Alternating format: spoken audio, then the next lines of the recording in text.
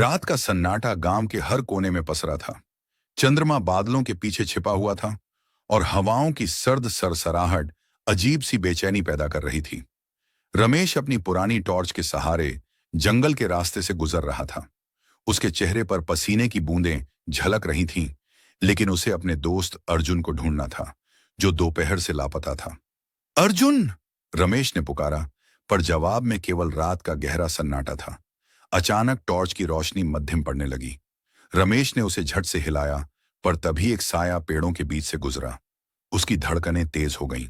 उसने घबराकर चारों ओर देखा, लेकिन वहां कुछ भी नहीं था। एक पल के लिए हल्की सी हंसी की आवाज आई। वह आवाज बच्चे जैसी थी, पर उसमें कुछ भयानक था। कौन है वहां? रमेश ने कांपते हुए पूछा। जवाब में गूंजती हुई आवाज ने कहा, तुमने आना नहीं चाहिए था रमेश।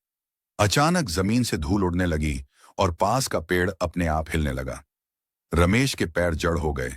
उसकी टॉर्च बंद हो गई और अब वह पूरी तरह अंधेरे में था। उसके कानों में फिर वही हंसी गूंजी, इस बार और भी करीब।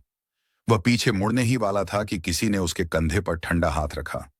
उसने चीखने की कोशिश की, पर आवाज गले में ही दब गई।